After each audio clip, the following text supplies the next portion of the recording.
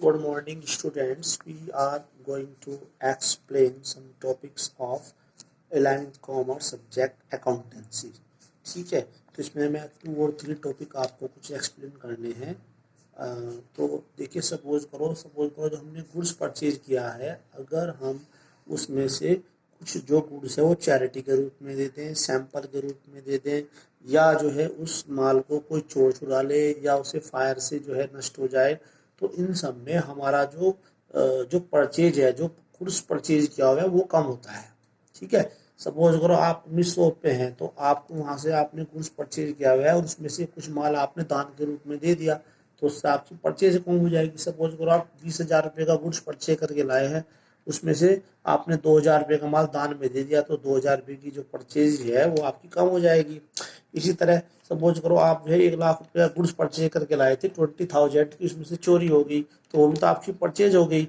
या उसमें जो है आपके द्वारा नष्ट हो गया, तो उससे भी आपकी परचेज कम हो गई। तो 2-3 केस हैं, तो जिनमें आप गुड्स चैरिटी के रूप में दें, या पर्सनल यूज के लिए निकालें, या सैंपल्स के रूप में दें, या उनको गुड्स चोरी के द्वारा नष्ट हो जाए या आग के द्वारा नष्ट हो जाए।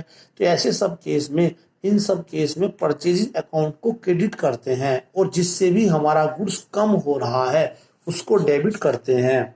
ठीक है ना, जैसे कि आपने चैरिटी तो चैरिटी को डेबिट करेंगे। अगर आपका जो है ना फायर से नष्ट हुआ है, तो फायर को लॉस बाय फायर डेबिट करेंगे। सैंपल के रूप में दिया है तो सैंपल के रूप में डेबिट करेंगे। ठीक है ना, तो देखते हैं इसमें फर्स्ट पॉइंट है goods given as charity as goods donated. आपने जो है गुड्स जो है चैरिटी के रूप में दिया है, मैंने आपको पहले ही बताया है, इन सब में परचेज अकाउंट क्रेडिट होगा। तो the amount of purchasing is reduce with the value of goods given by charity और डोनेशन। जो भी अमाउंट आपने जो है चैरिटी के रूप में दी है वो कम हो जाएगी, और जो है इसमें चैरिटी के रूप में दी है तो इसमें चैरिटी और डोनेशन अकाउंट हो जाएगा आपका डेबिट। ठीक है, एक तरीके से हमें एक्सपेंस मान लिया, लॉस मान लें, और टू परचेजेस। ठीक है, उसके बाद है distribution of goods as samples. आपके पास जो कुछ गुड्स है आपने वो सैंपल्स के रूप में दे दिया या एडवर्टीजमेंट के रूप में दे दिया, तो उससे भी तो हमारी परचेज कम हो जाएगी ना। तो goods are distributed as samples to encourage sales को एनकरेज करने के लिए आपने गुड सैंपल के रूप में दे दिया। It is a part of the advertisement expense. ये एडवर्टीजमेंट एक्सपेंसेस का पार्ट है। It is debited advertisement account और सैंपल्स अकाउंट। तो इसके लिए हम एडवर्टीज या सैंपल अकाउंट को क्या करेंगे, डेबिट।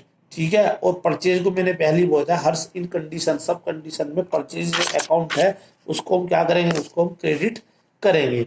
अब नेक्स्ट पॉइंट है आपका loss of stock by theft और फायर। मतलब जो गुड्स जो है आपका जो लॉस्ट हो गया फायर से या थेफ्ट से, तो लॉस और stock loss of stock by theft और फायर अकाउंट डेबिट। फायर से हो जाएगा, थेफ्ट से, टू परचेजेस अकाउंट। ठीक है, अब जो गुड्स है ये अगर आपने उसका इंश्योरेंस कराया है, ठीक है ना, loss of stock by theft और fire is debited because the loss incurred in an increase in expenses and the purchase account is created because it is not a sale.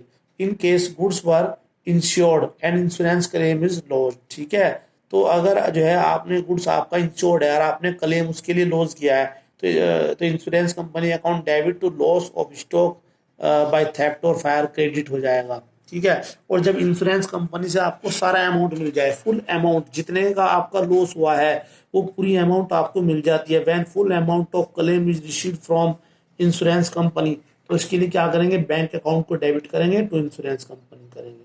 लेकिन अगर कभी कभी फुल अमाउंट नहीं मिलती है, when the insurance company does not पे full claim, अगर full claim नहीं मिलता है तो जो अमाउंट आपको मिली है उसके लिए बैंक अकाउंट को डेबिट करेंगे, और जो अमाउंट नहीं मिली है उसके लिए loss of stock by fire ये हो जाए, वो क्या डेबिट हो जाएगा।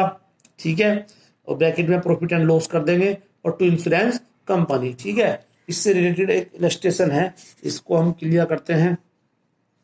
तो देखते हैं गुड्स परचेज, इसमें इतने पॉइंट है, 7 पॉइंट है। फर्स्ट पॉइंट है goods purchase for ₹5,000 were use by proprietor for personal purpose. Personal purpose के लिए जो है आपने जो है जो 5,000 का जो गुड्स था परचेज किया हुआ था उसमें से पर्सनल पर्पज के लिए निकाल लिया। जब हम पर्सनल यूज के लिए, पर्सनल पर्पज के लिए कोई पैसा निकालते हैं तो उसके लिए ड्राइंग्स अकाउंट को डेबिट करते हैं। ठीक है ना, तो इसमें क्या हुआ, drawings account debit to purchases 5,000, तो being the goods used for personal purpose. Second point है rupees 200 due from Hari are bad debts, जो है 2000 की जो रुपीज की जो अमाउंट है वो बैड डेट्स होगी। इसका मैंने पहले भी आपको एक्सप्लेन किया था।